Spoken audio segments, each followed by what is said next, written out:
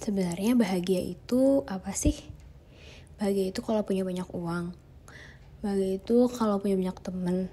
Kalau punya jabatan, terus karir yang bagus. Kebanyakan dari kita banyak maunya. Pengen beli ini, pengen beli itu, pengen jadi ini, pengen jadi itu. Terus kalau misalkan udah berhasil beli sesuatu, senangnya ya udah sebentar aja. Sisanya ya udah biasa lagi. Bahkan malah abis beli yang kita mau yang A, nanti besoknya pengen yang B lagi yang lebih tinggi. Besoknya pengen yang C, besoknya pengen ini, pengen itu. Gak pernah ada puasnya. Nah, ini aku udah catat beberapa poin sama hal-hal yang mau aku sampaikan yang aku baca dari buku Psychology of Money tentang kebahagiaan itu sebenarnya menyangkut uang atau enggak sih. Orang ini biasanya pingin jadi lebih kaya buat bikin mereka tambah bahagia. Tapi bahagia itu rumit soalnya tiap orang itu beda-beda. Ada satu kesamaan yang mana bisa disamaratakan kalau orang bahagia itu sama-sama pingin mengendalikan hidupnya sendiri.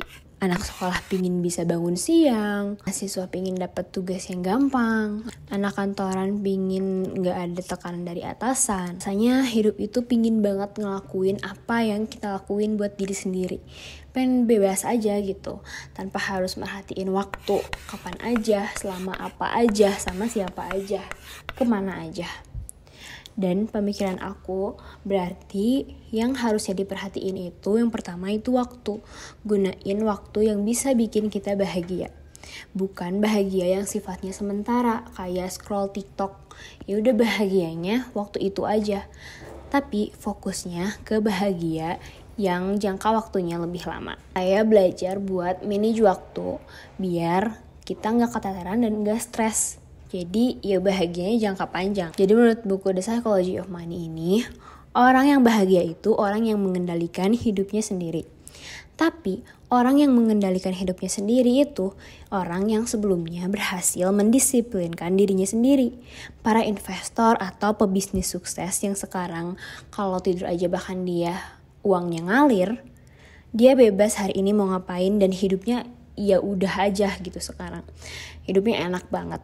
Itu bisa ada di posisi yang sekarang karena sebelumnya dia berhasil buat belajar investasi kayak gimana dan berhasil buat mendisiplinkan dirinya sendiri buat ngebangun bisnis dari nol dan nggak pernah menyerah tentang itu. Tentunya selain kebebasan waktu, kita juga pasti ngerasa bahagia kalau kita bisa bebas ngelakuin apapun sama siapapun. Inilah pentingnya keluarga yang harmonis sama persahabatan yang berkualitas itu bikin kita ngerasa bahagia. Bahkan dari pengalaman orang tua dan teman aku, mereka bilang kalau sebenarnya materi itu gak yang sebikin bahagia itu buat anak-anak waktu mereka masih kecil, tapi justru kehadiran orang tua yang selalu ada di samping mereka, yang selalu bisa mereka ajak main, itu adalah kebahagiaan yang sesungguhnya yang bakal nempel di core memori mereka.